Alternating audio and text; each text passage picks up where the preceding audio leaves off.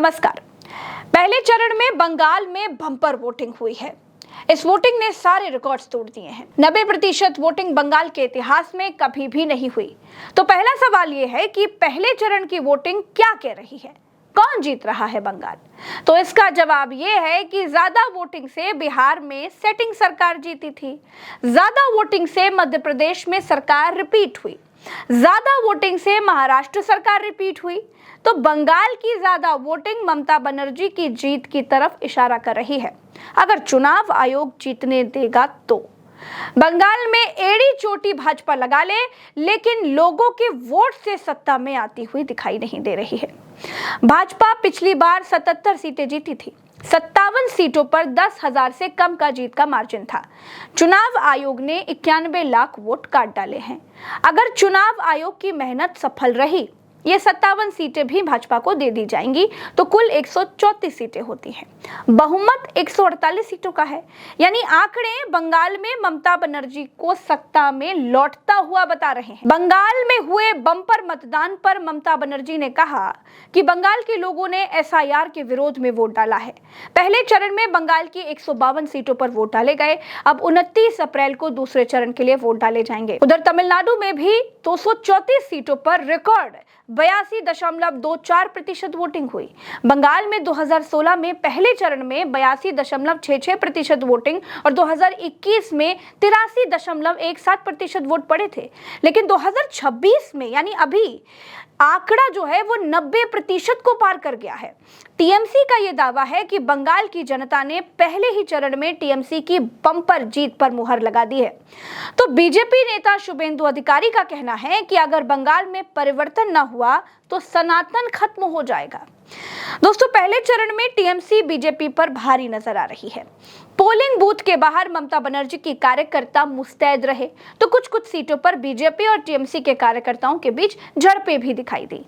दक्षिण दिनाजपुर जिले की कुमारगंज सीट पर बीजेपी प्रत्याशी शुभेंदु सरकार को वहां के लोगों ने दौड़ा लिया। शुभेंदु सरकार पोलिंग बूथ का निरीक्षण करने के लिए पहुंचे थे। किसी बात पर बहस शुरू हो गई और इसके बाद वहां के लोगों ने उनको घेर लिया। शुभेंदु सरकार किसी तरह से पुलिस की मदद से वहां से बच कर निकले। बीजेपी की हालत ये रही कि बंगाल में कई बूथों के बाहर उसके कार्यकर्ता बस्ता तक नहीं लगा पाए। पोलिंग बूथ के बाहर कुर्सियां खाली पड़ी रहीं। दोस्तों, पहले चरण में सबसे ज्यादा हंगामा मुर्शिदाबाद में हुआ। यहाँ हुमायूं कबीर वही बाबरी वाले और टीएमसी के नेताओं के बीच झड़पें हुई। मालदा और वीरभूम में भी झड़प की खबरें सामने निकल करके आई।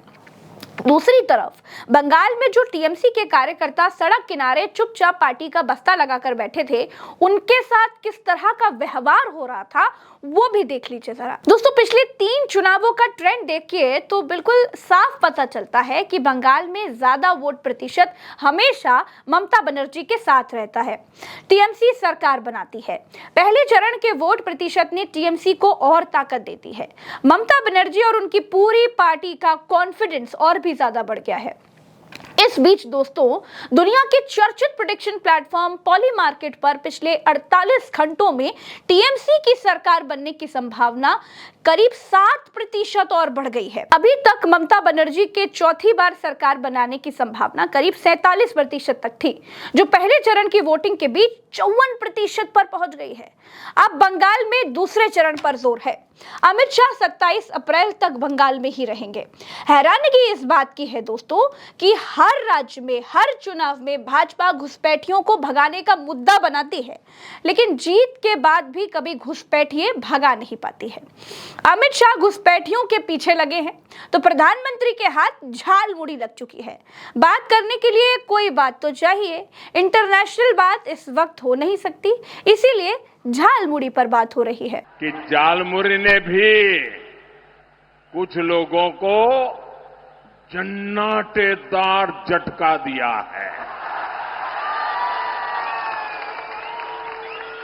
झालमुड़ी मैंने खाई, लेकिन झाल टीएमसी को लगी है। झालमुड़ी खाने से विरोधी कैसे परेशान हो सकते हैं, इसको भी प्रधानमंत्री को समझा देना चाहिए था। चुनाव का मुद्दा झालमुड़ी भी हो सकता है, ये दुनिया के देशों को हमसे सीखना चाहिए। अमित शाह रैली के बाद खुद हेलीपैड के पास खड़ी महिलाओं से मिलने के लिए पहुंच जाते हैं, सरकार बनाने की अपीलें करते हैं। बंगाल की जनता का फैसला तो 4 मई को पता चलेगा दोस्तों, लेकिन पहले चरण की वोटिंग ने अपने आप में बहुत कुछ कह दिया है।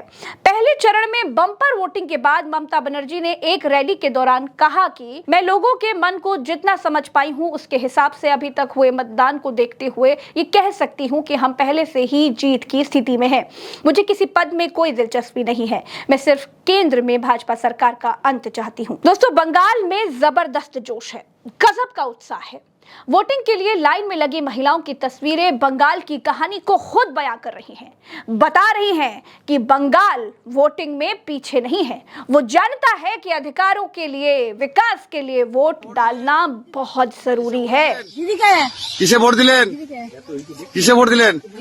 बंगाल एक बार फिर ममता बनर्जी के साथ रहेगा या परिवर्तन की कहानी लिखेगा, ये बस कुछ ही दिनों में पता चल जाएगा। लेकिन वोटिंग के लिए बंगाल की एनर्जी बहुत तगड़ी है। अगर ऐसा ही जोश 29 अप्रैल को दिखा तो बंगाल वाकई इतिहास रच देगा। अभी के लिए इस वीडियो में फिलहाल इतना ही। चलते हैं। राम राम, दुआ सलाम, जय हिंद।